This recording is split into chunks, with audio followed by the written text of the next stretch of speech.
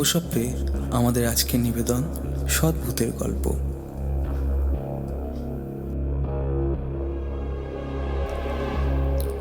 ভূত সবসময় মানুষের ক্ষতিই করে তা নয়, তারা অনেক সময় অসহায়কে সহায়তাও করে।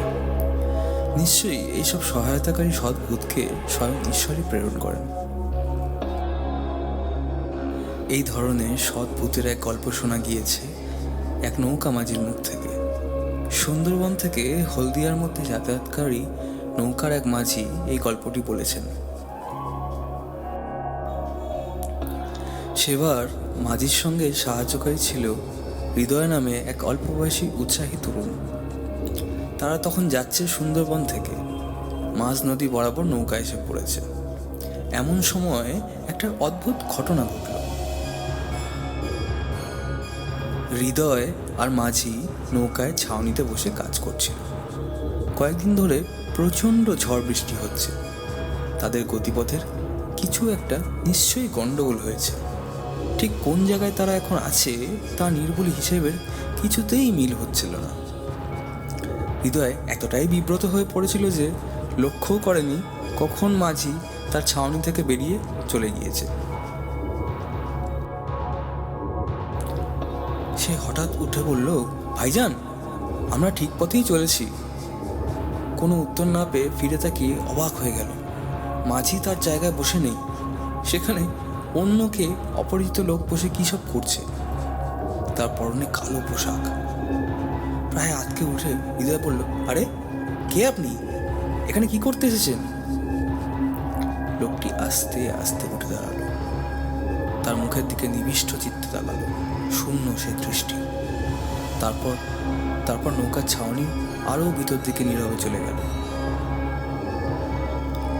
হৃদয় দৌড়াতে দৌড়াতে ছাউনি বাইরে মাঝির কাছে গিয়ে চিৎকার করে বলল, ভাইজান, ছাউনিতে বসেছিল ও লোকটা কে?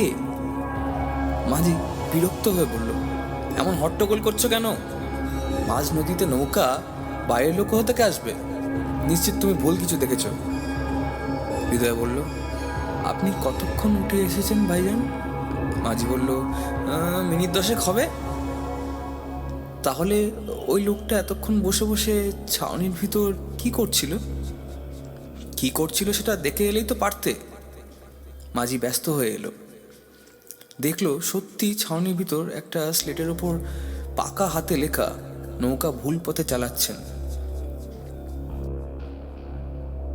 মাঝি কটমট করে হৃদয়ের দিকে তাকিয়ে বলল, আমার সঙ্গে ইয়ার্কি মারতে লজ্জা করে না? কই তোমার লোক? হৃদয় আর কি করে, পোকার মতো এদিক ওদিক দেখতে থাকে, কিন্তু কোথাও তো কেউ নেই। মনে মনে চিন্তা করতে লাগলো, তবে যে আমি নিজের চোখে দেখে গেলাম কি যেন একটা করছিল বসে, সে গেল কোথায়?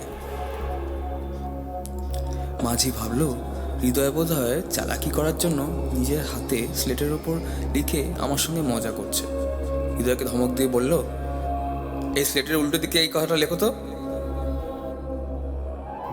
হৃদয় আশ্চর্যজনকভাবে মাঝিকে বললে, ভাইজান, আমি যে একদম লেখাপড়া জানি না তা তো আপনি জানেন, তবে শুধু শুধু আমায় সন্দেহ করে লিখতে বলছেন কেন? আসলে ভুলটা আমারই হয়েছে বলে সে কেঁদে ফেলল। মাঝি তো তার কথাকে বিশ্বাসই করলো না। সে হৃদয়কে বলল, যত সব ভাওতাবাজি। হৃদয়কে চুলের মুঠি ধরে মারতে শুরু করে দিল। হৃদয়ের মুখের স্বীকারোক্তি শুনতে না পেয়ে তার রাগ আরও বেড়ে গেল। সে একটা ধারালো ছুরি বার করে তাকে খুন করে ফেলার হুমকি দিল, কিন্তু সে হৃদয়ের মুখের স্বীকারোক্তি কিছুতেই পেল না। তখন মাঝি রাগ কমিয়ে নিজের মনে গজগজ করতে করতে নিজের কাজে চলে গেল। এদিকে নৌকা এগিয়ে চলেছে। ঠিক পথে চলছে না ভুল পথে চলছে তা কে জানে। বিকেল গড়িয়ে সন্ধ্যা হয়ে এলো। এক সময় নৌকা এসে হাজির হলো একটা ছোট পাহাড়ের কোলে। জঙ্গলে ঘেরা সে পাহাড়টি। নানা রকমের আতঙ্কসূচক আওয়াজ কানে আসছে সেই পাহাড়ের গহ্বর থেকে। এবার মাঝির মনে আতঙ্ক হলো। হৃদয়ের ওপর তার যে অভিমান ছিল সেটা ভুলে তাকে জিজ্ঞাসা করলো, হ্যাঁ রে হৃদয়, এ কোথায় এলো রে ভাই? হৃদয়ের মনে কোনো রাগ নেই। সে সহজ মনেই বলল, ভাইজান, আপনাকে আমি প্রথমেই বলেছিলাম, শুনলেন না তো। এই সময় সারা আকাশ কালো মেঘে আচ্ছন্ন হয়ে পড়ল। এমন কালো হয়ে গেল যে নৌকাতেই মাঝি আর হৃদয় দুজনকে দেখতে পর্যন্ত পারছে না। দুজনেই দুজনকে ডাকছে, কিন্তু কথার আওয়াজ শুনতে পাচ্ছে, কিন্তু অন্ধকারের জন্য কেউ এক পাও এগোতে সাহস পাচ্ছে না। হঠাৎ তারা যেন বুঝতে পারলো নৌকাটা জলের উপর থেকে শূন্যে উঠে যাচ্ছে। তারা ভয়ে অবাক হয়ে গেল, চোখ বুজে রইল তারা। ভয়ে হৃদয় আল্লাহকে মনে মনে স্মরণ করতে লাগলো। নৌকাটা আস্তে আস্তে শূন্যে উঠে আবার জলের ওপর নেমে এলো।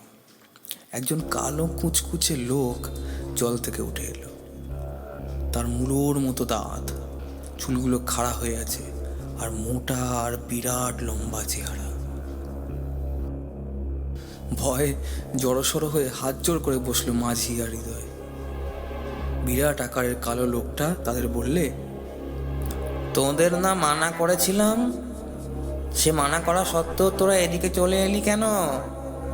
আমি মানুষের ছদ্মবেশে গিয়ে লিখে দিলাম কোন দিকে নৌকা চালাতে হবে, কেন শুনলি না? এটা হলো ভূতের রাজ্য। এই পাহাড়ের নাম ভূতের পাহাড়। এখানে কোনো মানুষ আসে না। মাঝি হাত জোর করেই বলল, ভুল হয়ে গেছে প্রভু, আমাদের ক্ষমা করে দিন, সব দোষই আমার।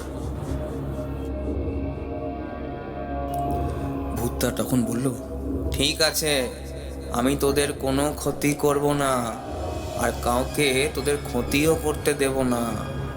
কারণ আজ থেকে 8 বছর আগে তুই আমায় জল থেকে তুলে আমার প্রাণ রক্ষা করেছিলি, তাই আমি কৃতজ্ঞতাবশত তোকে ছেড়ে দেবই।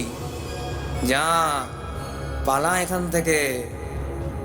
নৌকায় পাল লাগা, আমি এখান থেকে ফু দিচ্ছি, তাড়াতাড়ি ও পারে পৌঁছে যাবি।